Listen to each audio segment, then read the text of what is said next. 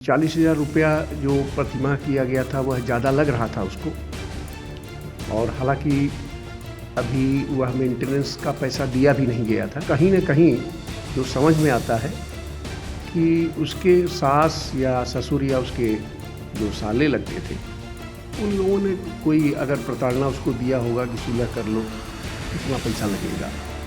तो ये out of record चीज़ें हैं। अगर ऐसा भी है तो उसको इस बात को कहना चाहिए था, हम लोगों को बताना चाहिए था। उसने ये अपने जो तरीके से सुसाइड किया वो गलत है।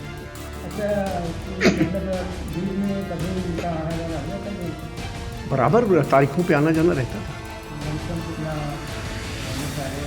नहीं, ये मेरे ख्याल से 6 महीना पहले वो आए थे और हमारे बिस्तरे पे भी आए थे। मैंने देखा था उनको और ऐसा कुछ लग नहीं रहा था कि कोई बहुत ज़्यादा सुसाइड कर लेने वाली चीज़ हम लोगों को नहीं समझ में आ रही थी। मैट्रिमोनियल डिस्प्यूट का मामला जौनपुर ज़िले में चल रहा था और उसमें भरण पोषण का जो मुकदमा था उसमें जो बच्चा व्योम था उसके लिए कोर्ट ने जो सबूत और जो दोनों पक्षों की तरफ से जो भी अपनी बात कही गई थी उनको देखते हुए एक आदेश पारित किया था और वह 40,000 रुपये प्रति माह बच्चे के लिए किया था। तो निश्चित रूप से अगर वह इनको ज़्यादा लग रहा था तो उसके लिए फोरम बना हुआ है कि अगर आप असंतुष्ट हैं तो उच्च न्यायालय में उसके लिए जा सकते थे। और इस मामले में हमारे जो जूनियर अवधेश तिवारी जी हैं वह ज़्यादातर इस मामले को देखते रहे तो उन्होंने बताया कि 40,000 रुपया जो प्रतिमाह किया गया था वह ज़्यादा लग रहा था उसको। और हालांकि अभी वह मेंटेनेंस का पैसा दिया भी नहीं गया था और इसी बीच में ये हम लोगों को सुनाई पड़ा कि उन्होंने आत्महत्या कर लिया है। ये बड़ा दुखद है, दुर्भाग्यशाली है, ऐसा नहीं करना चाहिए था। और निश्चित रूप से अगर किसी कोने से ये आदेश ज़्यादा लग रहा था तो उसकी अपील हो सकती थी। दूसरी चीज़ ये सर उसमें कानून पे कुछ आरोप लगाए हैं तो इसको कुछ कहना चाहेंगे? नहीं, देखिए न्यायालय पे अगर उन्होंने ऐसी कोई चीज़ कही है तो वह गलत है।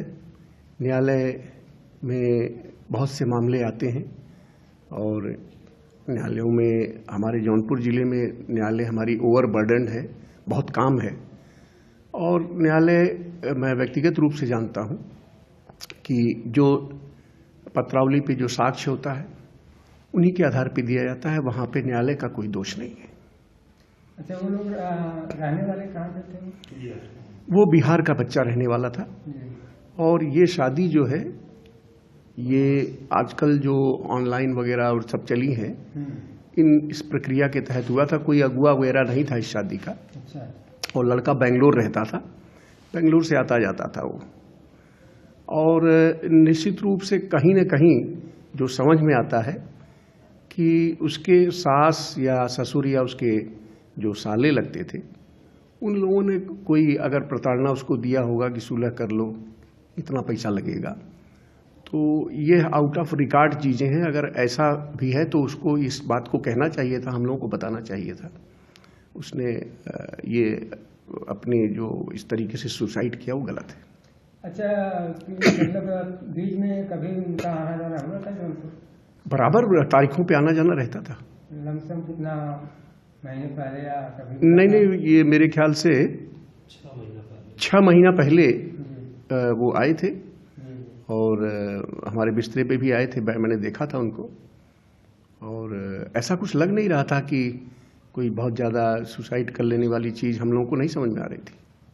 तो उनके परिवार की तरफ से कोई फ़ोन वगैरह आपके यहाँ? नहीं, अभी तक हमारे पास कोई ऐसी फ़ोन वगैरह मेरी जानकारी में नहीं आया है।